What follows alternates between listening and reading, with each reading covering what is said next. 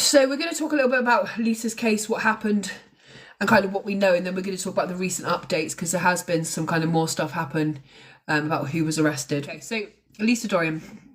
The reason I'm covering Lisa's case tonight is because it's just been her anniversary, and also because her family are working together with Charlotte Murray's family to try and impact this law, which will be called Charlotte's Law, which means that offenders have to serve longer in prison or can't get out until they give up the location of their victim's body. We have something in the UK which is named after Helen McCourt, whose case I'm going to cover in a minute, and that's Helen's Law. And that's supposed to do the same thing, where offenders cannot get out of prison until they give up the remains of the person they've killed. However, it's not overly working in most of the cases. Thank you, Michelle. Helen McCourt, for instance, her killer was released even after Helen's Law. Luckily, he died 2 years after he was released, but he'd never give up her body. And now he's died, they'll never know where she is. And for her mum to have celebrated getting Helen's Law passed, and then for him to be released anyway, when it was named after her daughter and he'd killed her daughter, just seemed pretty sick. But I'm just hoping it will actually lead to... Well, I hope one day that somebody soon goes to prison for what they did to Lisa. And I hope they go to prison as well because they know where her remains are. It's been such a long time now. Thank you, Angela. Thank you for everyone for helping with the competition.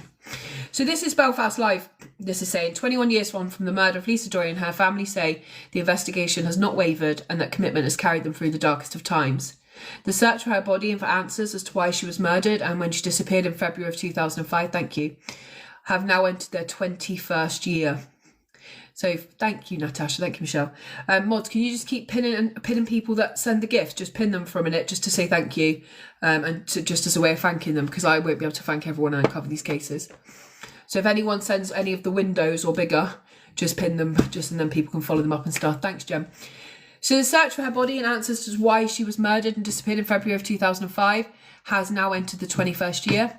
And her loved ones say they will never give up. Now, if you know Lisa's story, you know her sisters have pretty much been very vocal on the point. They just want her remains back at this time. It's been 21 years. So Lisa Dorrian, 25, was a shop assistant from Bangor in Northern Ireland who went missing on February the 28th of 2005. Thank you. She left behind her mother and her father, Pat and John, and three younger sisters, Joanne, Michelle and Kira. Now, that fateful evening, thank you, Lisa spent the evening before she vanished partying in Newtownards at a house party before she travelled to Ballyhalbert Caravan Park out of season, and it'd been abandoned by all holiday makers. The only people staying at the caravan park were kind of like the skeleton staff, like a gardener, somebody who did like the upkeep. There was very minimal people there at the caravan park. Thank you, everyone. This was the caravan that she last spent that night in, where we believe that she passed away in that, well, was murdered in that caravan park. So she was in this caravan. It's believed that at the point where everything went wrong, it was only her and one other person in that caravan. And that would be this man, Mark Lovett. Now, at that point, he was 17 and he was the last person to ever see Lisa alive. Thank you, guys. He was a groundsman and a labourer at the caravan park, and he was also at the party with her earlier on at the house party and then come back to the caravan. In a police statement, Mark Lovett told officers that he and Lisa had been together in the caravan park when they saw flashing lights outside, accompanied by loud noises at about 4:45 a.m. Thank you. He said the pair were frightened of these flashing lights and they left the caravan and they ran into the darkness and went separate ways. Now, I don't know about you, but I don't know what kind of boy, man, would let a woman just run an opposite way by herself. That to me seems ridiculous. Now, he said he tried to phone her phone, he couldn't find her, and Lisa was never seen again. So we'll go more into that in a minute. So detectives believe that Lisa was strangled to death in the Ballyhalbert caravan and her body was secretly buried a short distance away. Thank you. The caravan in what she was last seen in was held by police at a facility owned by police for years, but recently they finally destroyed that caravan. I don't understand why. I don't understand why destroy it when you haven't even solved a case yet. Multiple repeated tests had failed to locate any of Lisa's blood or indication of her killer in the caravan. Lisa's family has spent 2 decades waiting for her return, knowing that she is dead and wanting a Christian burial for her. It's very important. A campaign for justice led by Lisa's sister Joanne, with the full backing from her sisters Michelle and Kira and their father John, continues, and the Dorrian family remain resolute in the fact they need justice. There's separate rewards up for £5,000, £10,000 and £50,000. There's been endless appeals, anniversaries, all of that. We're going to get into the proper timeline in a second. So let's go into Sunday the 27th of February into Monday, February the 28th of 2005. Lisa Dorrian, 25, a shop assistant from County Down, attends a house party in Ballyhalbert with a new group of friends. Now, what I do know is that, which is on here, but at around the time of Lisa going missing, she had been with a long-term partner. They had been together. They had been living together on and off. And just around this time, Lisa had broke up.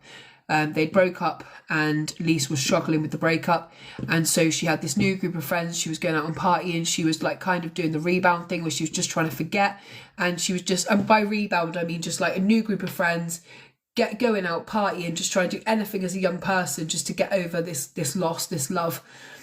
So we know on that day, Lisa travelled a short distance to a static caravan park at Ballyhalbert, a static caravan on the Ards Peninsula. Amongst other people there, the last man to see her is 17-year-old Mark Lovett.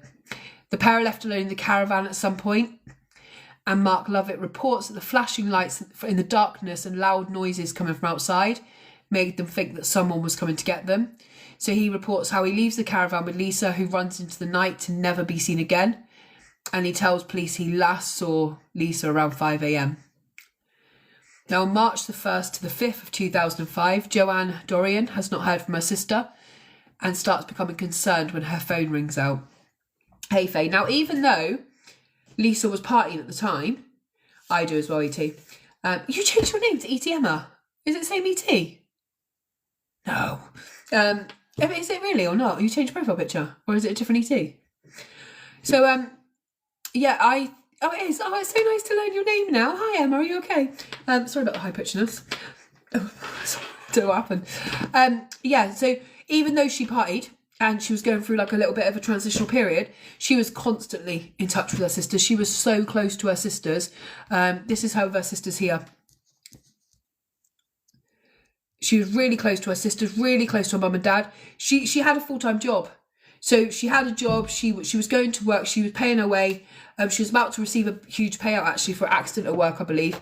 Enough money to kind of sort out with the education and stuff like that. She was literally always speaking to her family. So there was no need for her to go missing like this. This was her mum. Her mum died of a broken heart. Her mum died never knowing what happened to Lisa, but she just struggled so badly after losing Lisa and not having the answers. It was so hard for her. And she just never really came back from it. It's just a really heartbreaking case. Lisa, this is Patricia's grave, and Lisa has been added there, but they've been unable to put her body there yet. So they've got, they know that that's all they want is to find Lisa and bury with her mummy. And it's absolutely disgusting that there's a whole group of people in Northern Ireland that know exactly what happened and know exactly why Lisa hasn't come home yet. And her sisters aren't fooled in any way that she's alive. They know that if she was alive, she would have come home. She would never have watched her mum and dad and her sisters suffer. They know that she's gone. And they've known pretty much from the start that she's gone. But her mum needs her to come home. And her sisters need to know. They're not going to stop. They're never going to stop. But they need to know where she is. And if you just watch even a clip of her sisters, they're just saying, like, I don't even know if we'll get justice anymore, but we need her body. And it's just heartbreaking that a family will have to beg for their own family member back. So Joanne calls a number of Lisa's friends and appeals for information about where Lisa could be. She contacts police with her fears about something terrible's happened. And then she goes out in the car and they just drive endless roads around looking for Lisa. And at that point, they think that she's succumbed to the bitter cold somewhere, that she's had an accident or she's laying in the cold. Thank you, Claire. On March the 6th, the police now are treating Lisa as a missing person. Her parents, John and Pat, make a public appeal for information. John says if she's out there and sees all the involvement with the police and the media, it doesn't matter. Don't worry about it, darling. Just come back. Police say it cannot rule out that a crime has taken place even from the beginning.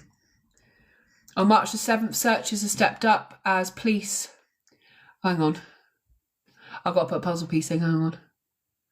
God, that's perfect. I did it.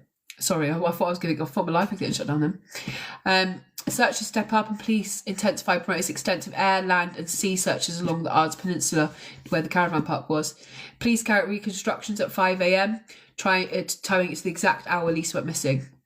Divers on the coast roads around Ballyhalbert are stopped and prompted drivers, sorry, not divers. Thank you, Kirsty. They're asked for information and given. Oh, could you not hear me before? It's because I had this thing up, like to put the thing in. Oh God, heart attack.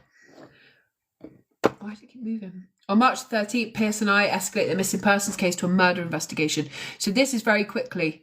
Within 13 days, they're like, now this is a murder, she ain't missing.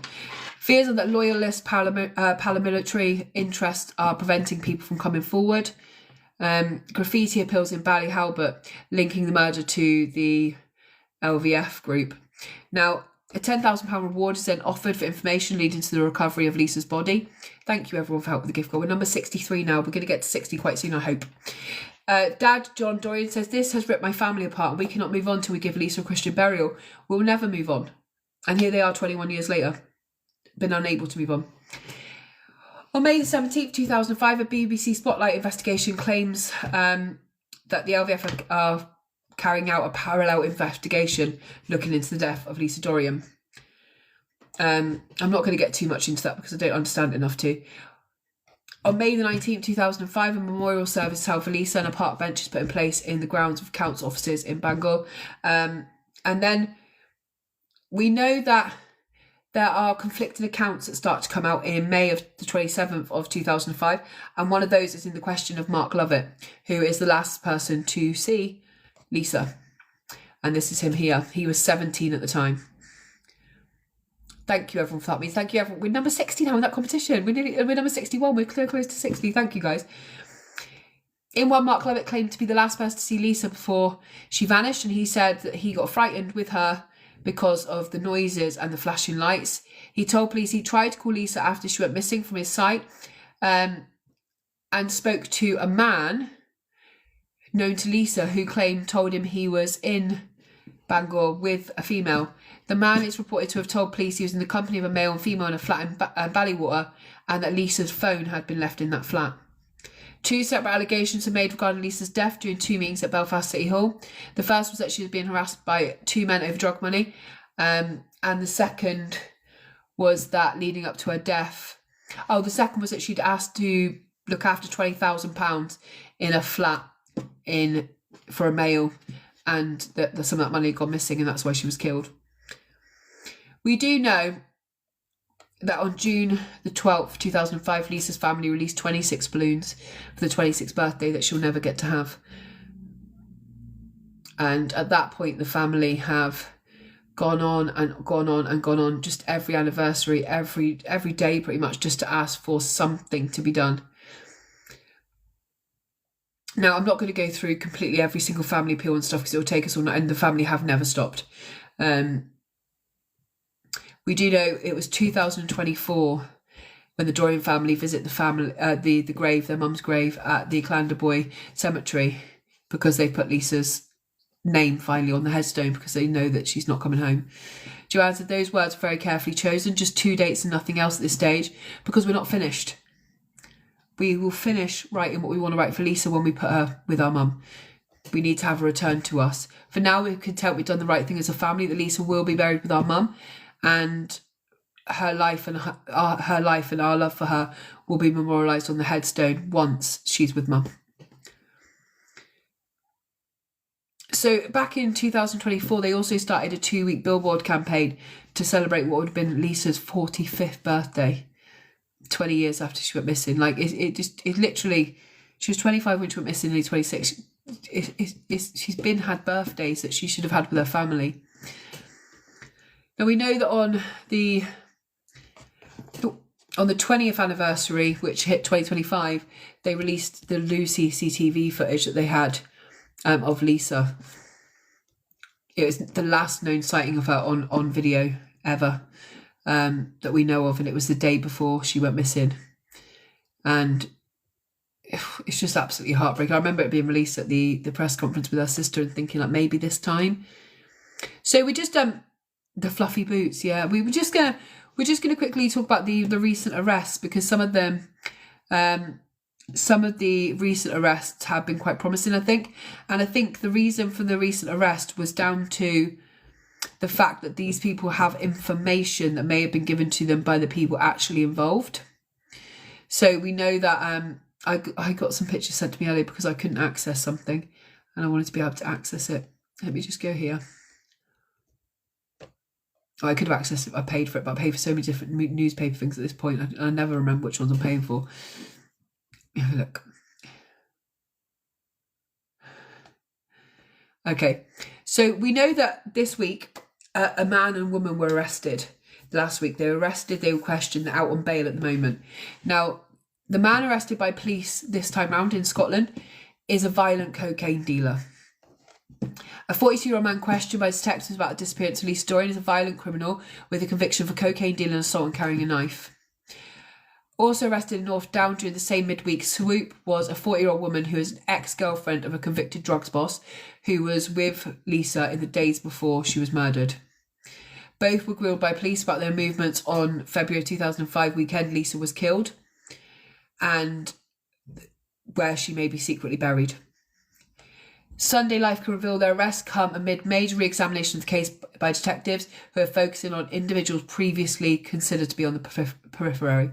Police still have the same main murder suspect in mind, and that is obviously Mark Lovett. That has not changed in the last 20 years. But they're now looking into what help he may have had of disposing of Lisa's body. Now, up to a certain point, it was always just kind of agreed upon that it was probably his father that he had called to come out and help him. We know he had access to a lot of people who were connected to drugs who easily could have made someone go missing.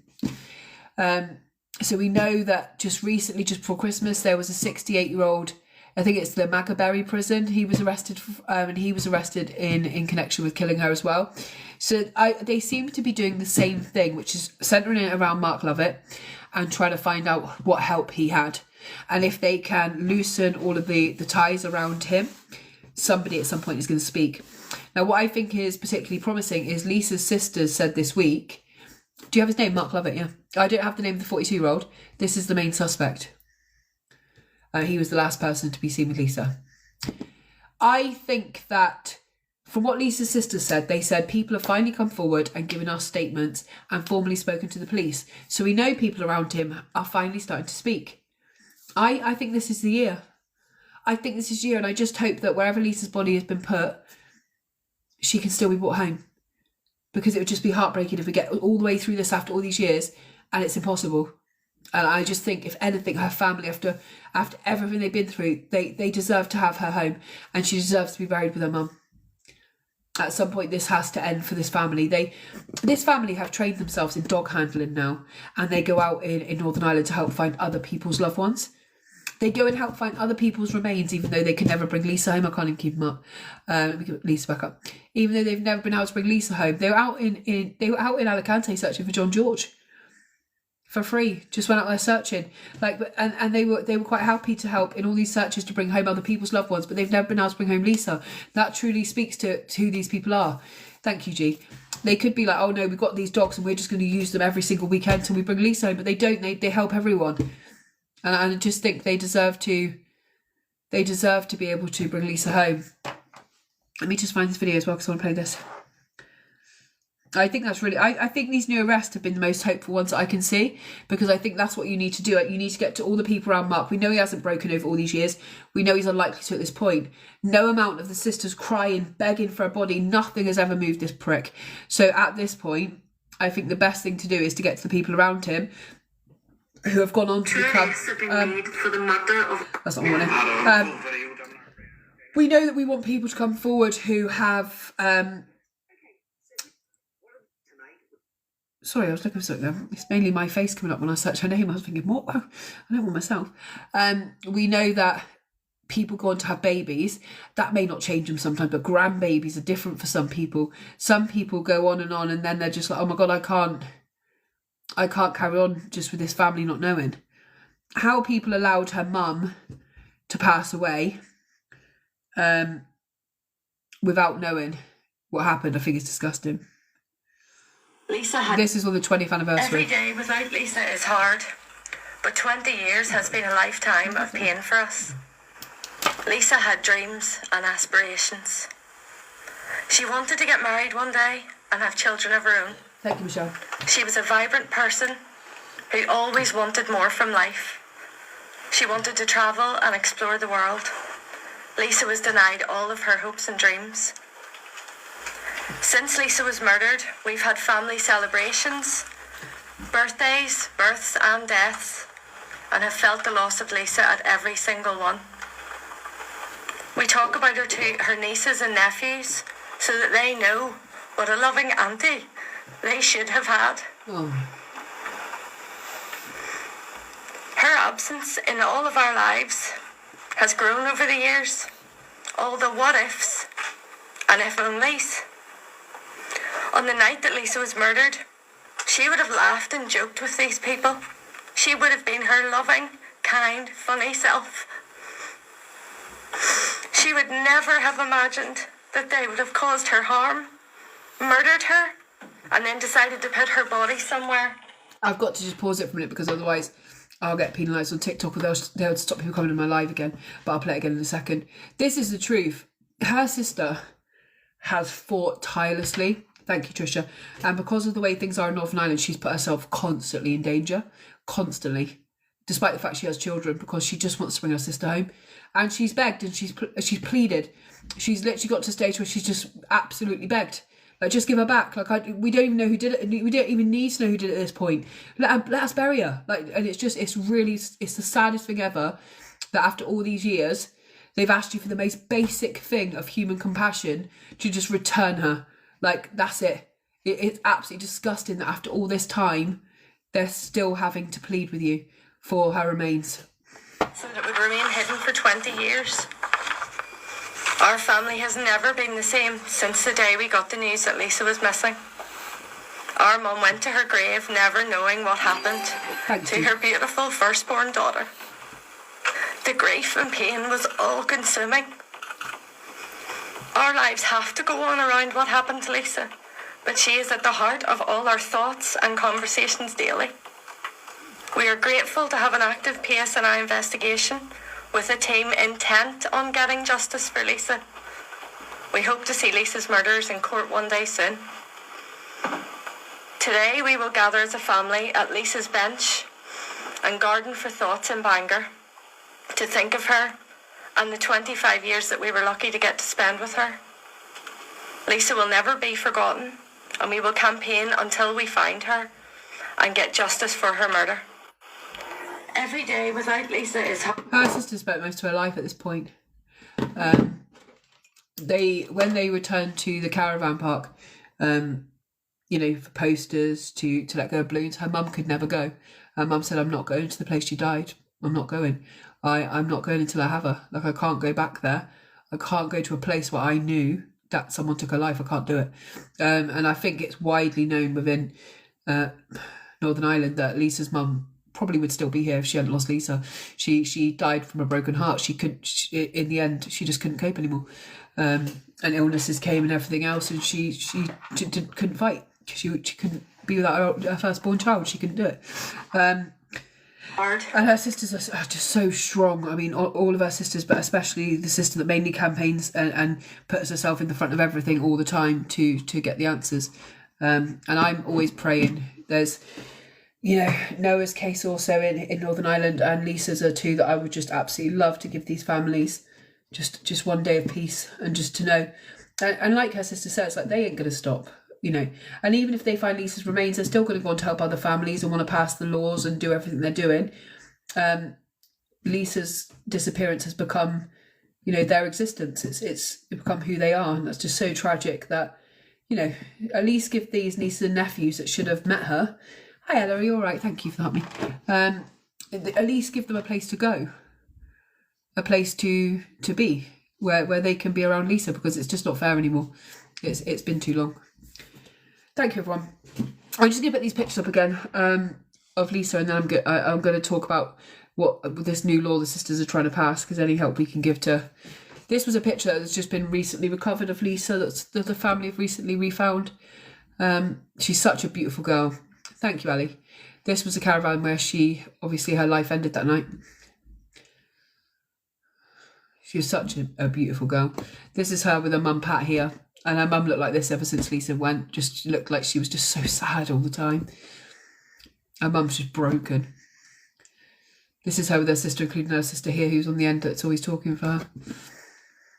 And this is her mum's grave, which has Lisa's name on there now, but they're waiting to put her remains there.